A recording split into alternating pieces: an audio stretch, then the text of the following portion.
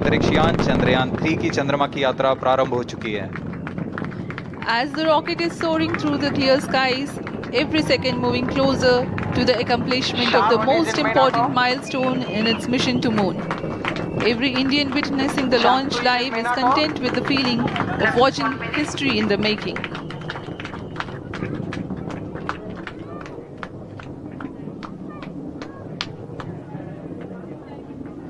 चंद्रमा की सतह पर अपना छाप छोड़ने के लिए चंद्रयान 3 अपने मिशन को पूरा करने निकल चुका है। वर्तमान में दोनों S-200 स्टेप ऑन बूस्टर सामान निष्पादन करते हुए अपनी निर्दिष्ट कक्षा की ओर बढ़ रहे हैं। The S-200 motors thrusting simultaneously, generating a peak thrust of close to 6,000 kilonewtons in vacuum. They are made of HTPB-based solid propellant, 204.5 tons in each strap-on. Close to 2 tons of propellant being burnt each second. S-200 strap-on boosters का कुल प्रज्वलन काल 126 second का है और अभी अभी घोषणा की गई L110 स्टेज का भी प्रज्वलन शुरू हो चुका है। Apart from the strap-ons, the core stage has also commenced its operation. This stage, based on combination 200 stages are separated. of hypergolic earth storable liquid propellants UH-25 and N2O4. Now the S-200s have been separated. घटनाक्रम के अनुसार इस यान से S-200 strap-on boosters को सफलतापूर्वक पृथक कर दिया गया है। यह काम सेपरेशन मोटर्स की मदद से किया जाता है। इसके बाद L110 तरल नोदक पर आधारित और विकास इंजन के साथ यह चरण सामान्य निष्पादन करता हुआ अपनी उद्दिष्ट कक्षा की ओर बढ़ रहा है।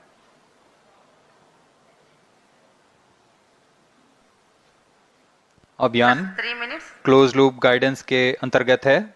L110 stage performance normal.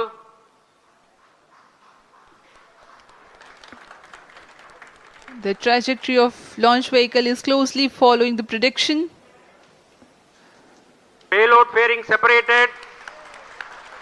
जी हाँ, पेलोड फेयरिंग को पृथक कर दिया गया है यान से, क्योंकि यान अब 114.8 किलोमीटर की ऊंचाई प्राप्त कर चुका है।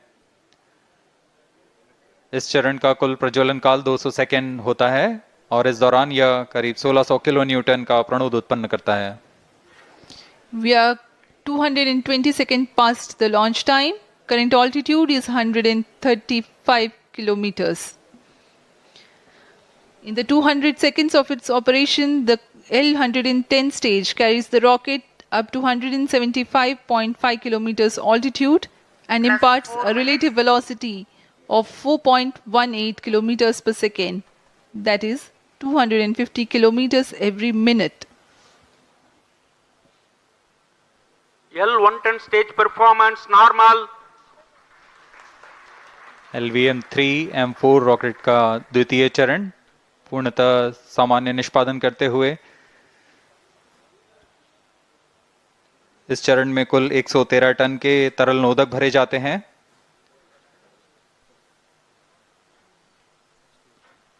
N2O4 तथा UH-25 अर्थ स्टोरेबल प्रोपेलेंट को ईंधन के रूप में प्रयोग किया जाता है इस चरण में।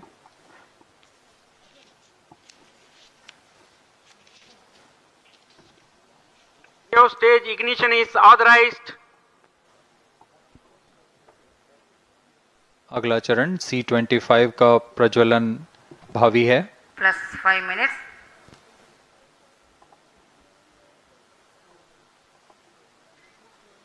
L110 stage thrust cut off and separated. C-25 ignition command.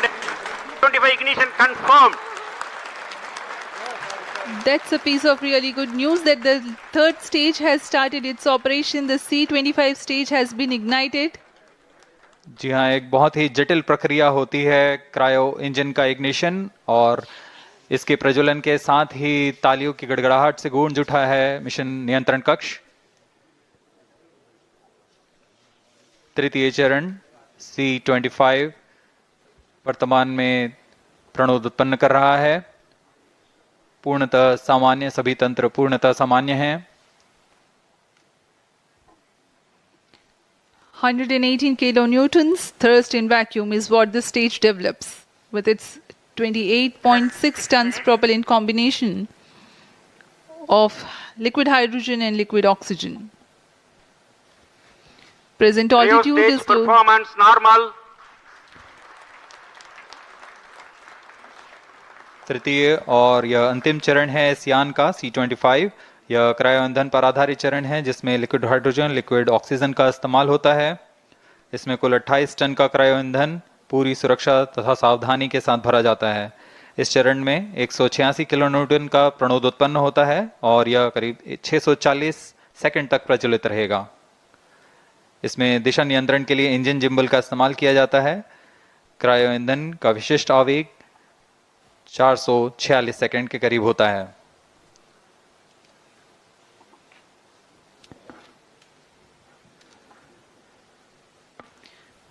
Currently, the rocket is at an altitude of 210 kilometers. Plus 7 minutes. While there is no much variation in altitude, this stage will add to the relative velocity immensely.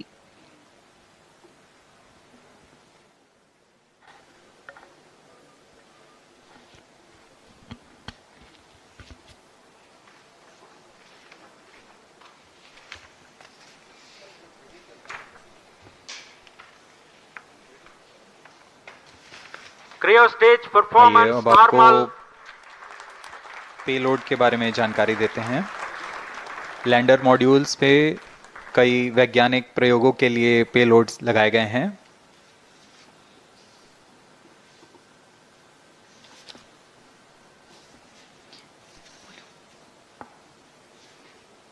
जैसे शहरी और पहाड़ी इलाके एक दूसरे के पूरक होते हैं, ठीक वैसे ही जैसे एक तरोताज़ा माहौल अच्छा होता है तो साथ ही साथ जो सड़क होती हैं, गलियां होती हैं, वो भी उतनी ज़रूरी होती हैं। ठीक वैसे ही जैसे दिन और रात का तालमेल होता है सुबह के साथ में, वैसा ही तालमेल होता है पृथ्वी का अंतरिक्ष के साथ में, क्योंकि पाताल, पृथ्वी, अंतरिक्ष ये ब्रह्मांड बनाते हैं और ये ब्रह्मांड का खुलासा करने के लिए हमारे वैज्ञानिकों ने दिन रात एक कर दी और फिर निर्माण हुआ उस चंद्रयान 3 का, जो कि उड़ान ठीक 2:35 पर कर चुका है। तो 14 जुलाई दोपहर 2:35 साल 2023, ये तारीख, ये दिन, ये वक्त, ये साल अपने जहन में छाप लीजिए, क्योंकि जब जब हिंदुस्तान में अंतरिक्ष के क्षेत्र में धाक जमाने की बात आएगी, हिंदुस्तान का सिर गर्व से ऊंचा करने की बात आएगी, तो चेन्नई के सतीश धवन अंतरिक्ष केंद्र शायद, जो कि श्रीहरिकोटा में मौजूद है, इसरो के बेहद हम करीब मौजूद हैं और ख़ुद ये मौका यहाँ पर मिलना इतनी करीबी से ये बताता है कि इस ऐतिहासिक क्षण का न्यूज़ 18 इंडिया भी हिस्सा बना है। और इसी के ज़रिए हर इन्फॉर्मेशन, हर तस्वीर हम आप तक इसलिए पहुँचा रहे हैं क्योंकि महज ये चांद के पार चलने वाली बात नहीं है, ये चांद पर कदम रखने वाली बात नहीं है। हाँ, 3 अप्रैल 1984 ये वो समय था, ये वो तारीख थी जब भारतीय अंतरिक्ष यात्री राकेश शर्मा ने कदम रखा था।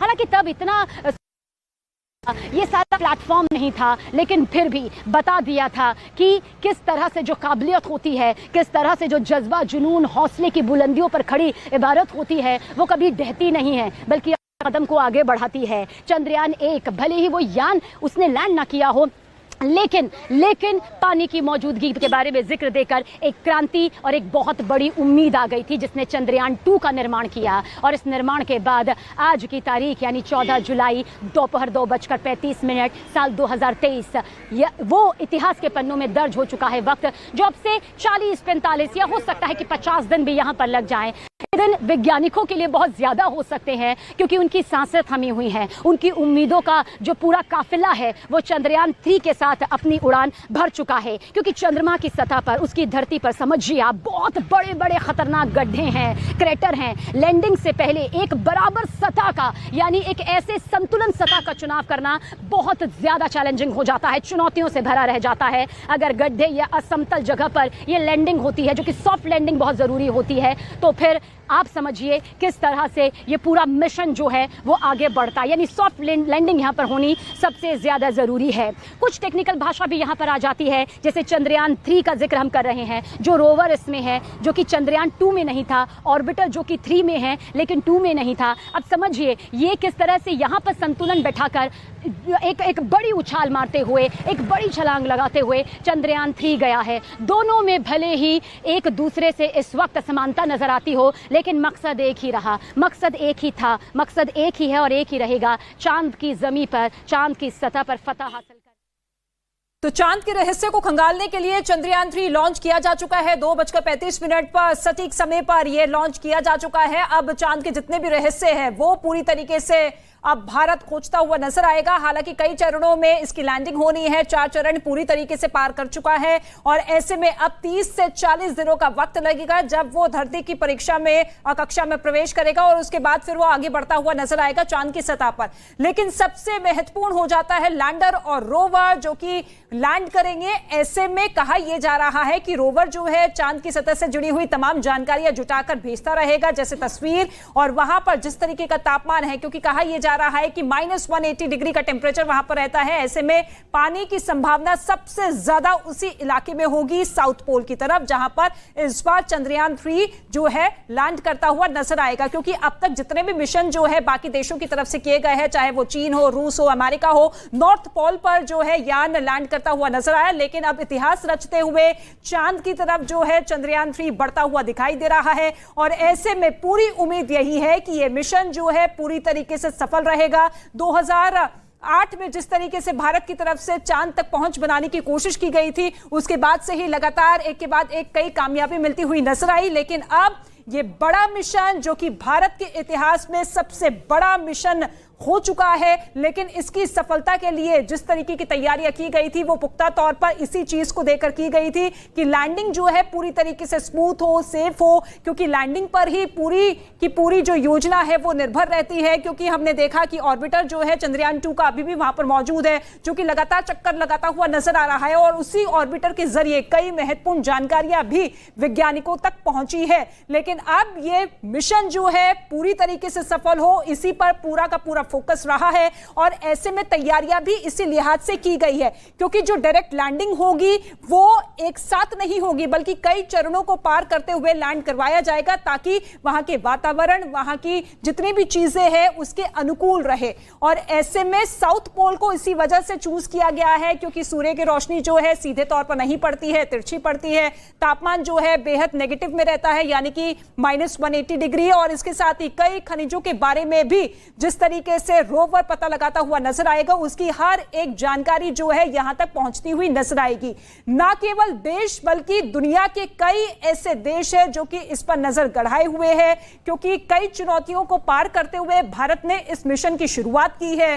3 साल 11 महीने से लगातार वैज्ञानिक जो है इसी मोर्चे पर पूरा का पूरा ध्यान रखते हुए तैयारियों को अंजाम देते हुए नजर आ रहे थे कि किसी भी हालात में यह मिशन पूरी तरीके से सफल हो। अब 2:35 पर चंद्रयान 3 लॉन्च किया जा चुका है और ऐसे में अब पूरा का पूरा दारोमदार इसी बात पर है कि 30 से 40 दिन के बाद जब वो आगे बढ़ेगा चांद की सतह पर, तो लैंडिंग जो है पूरी तरीके से अनुकूल रहे। क्योंकि सबसे बड़ी चुनौती और चैलेंज वही है। लैंड होने के बाद फिर रोवर तमाम तरह की इंफॉर्मेशन यहां पर भेजता हुआ नजर आएगा, जिसमें पूरी तरीके से मदद जो है ऑर्बिटर करता हुआ दिखाई देगा। लेकिन अब पूरे देश की नजरें जो कि टिकी हुई थी वो लॉन्चिंग यहां पर हो चुकी है और ऐसे में एक बार फिर से हिंदुस्तान का दम दिखाई दे रहा है। क्योंकि अंतरिक्ष में आपने देखा कि किस तरीके से भारत लगातार पहुंच तो बनाता हुआ नजर आया, लेकिन ये दिन, ये पल जो कि एक बड़ी छलांग के तौर पर दिखाई दे रहा है, क्योंकि अब तक अंतरिक्ष की दुनिया में कई बड़ी चुनौतियां कई देशों की तरफ से जरूर झेलनी पड़ी है, लेकिन भारत ने इतिहास रचते हुए अपने ही सपनों को साकार करने के लिए जो दृढ़ संकल्प लिया है वो आज फलीभूत होता हुआ नजर आ रहा है। और इसी के साथ तस्वीरें लगातार हम आपको दिखा रहे हैं कि तो चंद्रयान 3 की लॉन्चिंग ठीक दोपहर 2:35 पर हो चुकी है। हिंदुस्तान अपने इतिहास को रचने के लिए निकल चुका है। वो यान निकल चुका है जिस पर इसरो के वैज्ञानिकों ने दिन रात वो मेहनत की है जिसके बारे में आज हर हिंदुस्तानी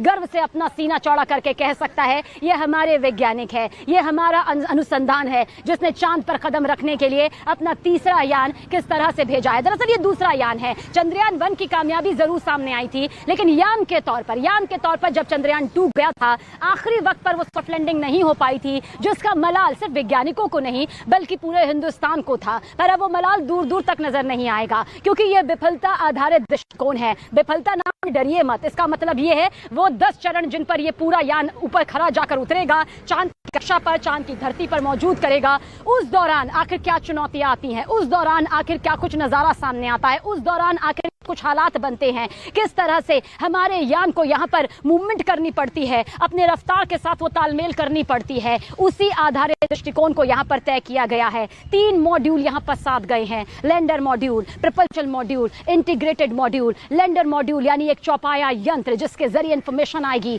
उसी लैंडर से निकलेगा रोवर यानी कि एक चलने वाला यंत्र जो कि चांद की धरती के पूरे चक्कर लगाएगा। इंटीग्रेटेड यानी एकीकरण को और आसान भाषा में समझाया जाए तो जब लोगों का पूरा, जब खास हम लोगों को एकत्रित करके एक एकीकरण बनाते हैं, ठीक वैसे ही इस यान के बारे में इस तरह से इसका निर्माण हुआ है। अब ये निर्माण कितना सफल रहेगा, ये निर्माण किस तरह से उन ऊंचाइयों को छुएगा जो यहाँ पर हमने देखी थी। चंद मिनटों में भले ही हमने देखा कि गुम चंद्रयान 3 हो गया, लेकिन वो अपनी मौजूदगी दर्ज करवा चुका है। वो अंतरिक्ष की तरफ, चांद की तरफ अपनी सबसे ताकतवर, सबसे कामयाब छलांग हिंदुस्तान की तरफ से लगा चुका है। चौथा देश यहाँ पर बन जाएगा, लेकिन मैं फिर भी कहूंगी कि हम इसे चौथा नहीं पहले तौर पर लेंगे। अमेरिका, रूस, चीन भले ही ये वो देश रहे जिन्होंने चांद के उत्तरी ध्रुव में अपना यान उतारा। उत्तरी ध्रुव को इन्होंने चुना जहां से बहुत सारी जानकारी अब तक सामने आ चुकी है। इससे पहले भी बहुत यान उतारे गए हैं, हर यान कामयाब होता है ऐसा नहीं होता है। बहुत से ज्यादातर लैंडिंग जो है वो कामयाब नहीं हो पाती है।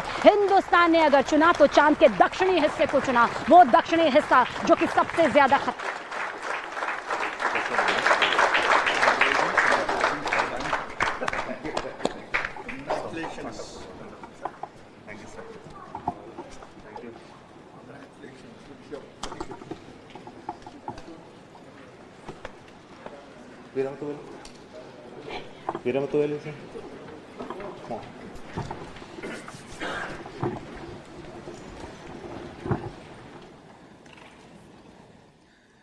Congratulations, India. Chandrayaan 3 has started its journey towards moon. Our dear LVM-3 has already put Chandrayaan 3 craft into the precise orbit around Earth. 170 by 36,500 kilometers was its intended target orbit, and it is precisely there now. And let us wish all the best for the Chandrayaan 3 craft to make its further orbit racing maneuvers and travel towards moon in the coming days. So let me wish all the very best to Chandrayaan 3 for its further journey towards moon. Before that, let me introduce the team behind this mission, the mission director, Mr. Mohan Kumar, and also the project director of LVM-3, and we have also the mission director for the Chandrayaan 3 craft, the project director of Chandrayaan 3, Veera Muthuvel. So over to them, Mohan. Thank you, sir. Honorable Minister of State for Science and Technology and Departments of Space and Atomic Energy,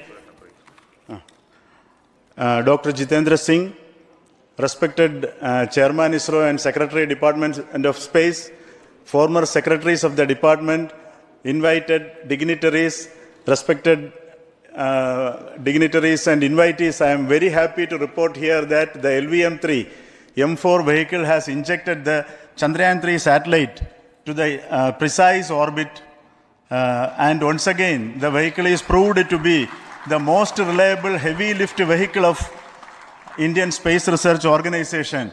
Congratulations to the teamwork of ISRO family. I would like to appraise 3 things here.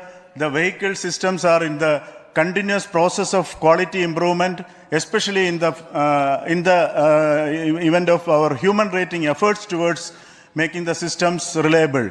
Secondly, the payload also capability of the payload also is improved by mission strategies as well as vehicle engineering approaches. We are in the process of increasing the launch frequency of this vehicle considering the national requirements as well as satellite demands. Here, so many improvements we have incorporated in this vehicle. For example, the S200 nozzle, they are processed exactly as per the human rating standards, enabling us to have 100% NDT, and the inherent pocket erosion characteristics are removed. The L100 stage Vikas engine, mostly it is 100% qualified to be the human rated engine with indigenously developed LET throats, and the pocket, the back wall gas entry also is eliminated, and it is a perfect system. And CE20 stage also is perfectly actually, sir. Good. So we will describe all those details later because of shortage of time. Yes, sir. I take this opportunity to thank all the mission executives because mission executives for all the supports all along the launch campaign process as well as the launch. Once the launch manifest is released and mission executives are identified, really this is a penance of so many across the ISRO centers, our launch vehicle centers, VSSC, LPSC, IPRC, IASU, SDSC, SHAR, URSC and SAC, along with all our industrial partners, major players to the small-scale industries who supply us with all the deliverables in time, quality products, the suppliers of chemicals, propellant ingredients, suppliers of avionics systems, and our own GOCO facility operators. Actually, the industrial manpower is really our ISRO's virtual manpower. Everybody's efforts went into this, and called the also the prayers and best wishes of all our seniors, retired executives, everyone's prayers and our own family members. I take this opportunity to pray God Almighty for all the blessings in the form of this success, which was the penance by the ISRO family for last 73 days. And my prayerful pranams for the successful continuous operations of the Chandrayaan spacecraft, for its safe and soft landing on lunar surface and further experiments. Thank you. Jai Hind. Respected Chairman ISRO, Center Directors, dignitaries and my team Chandrayaan-3, very happy to note that our Chandrayaan-3 has been injected into an intended orbit with very close orbital parameters. Congratulations and thanks to LVM-3 team. And all our spacecraft health parameters are normal, including the power generations in both propulsion module and lander module. Our journey to moon has begun now for the most awaited soft landing. We'll be closely monitoring and controlling the spacecraft from ISTRAC Bangalore. Many critical events are lined up, starting from earthbound maneuvers, insertion into the lunar orbit, and separation of lander, and set of deboost maneuvers, and finally the power descent phase for a soft landing. I take this opportunity to thank Chairman ISRO, Director URSC, and all the center directors for entrusting me this opportunity, who have been the motivational and guidance force behind this mission. My special thanks to Chandrayaan-3 project executives, Associate Project Director Kalpana, Deputy Project Directors, Project Managers across the ISRO centers who have provided an excellent support in building the spacecraft. My special thanks to the expert committees for their constant guidance throughout the various stages of the project. I also thank the various work centers and industries who have contributed directly and indirectly to this mission. My special thanks to URSC council members, group directors, deputy directors across the ISRO centers, and looking forward for the soft landing with all your wishes and blessings from the God. Thank you. We have our Honorable Minister for Space, Minister of State for Space, Dr. Jitendra Singh ji, amongst us during this historic occasion of success of launching of LVM-3. So we would like to hear a few words from him. Over to you, sir.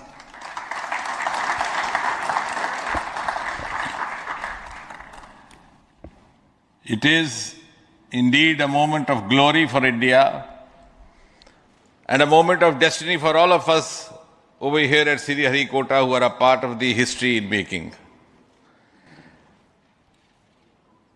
Thank you, Team ISRO, for making India proud.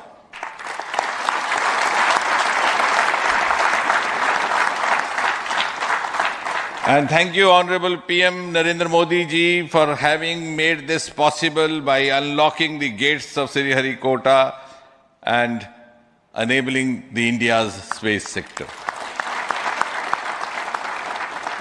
You would recall, Honorable Prime Minister had very recently said, sky is not the limit. And living by his words, I think the Chandrayaan today has gone beyond the limits of sky to discover the unexplored horizons of the universe beyond. Ladies and gentlemen, this day today, the 14th of July 2023, is also a day of vindication. Vindication of the dream that Vikram Sarabhai saw 6 decades ago. He might have been short of resources, but never short of confidence. And when we see those pictures of a launcher vehicle being carried on the carriage of a bicycle, without any remorse, without any slightest embarrassment, that is because Vikram and his team had faith in themselves, faith in India's potential, faith in India's acumen. And today, here, we are vindicating and we are reiterating India's indigenous capabilities, living up to the ideal of Atmanirbhar Bharat. And before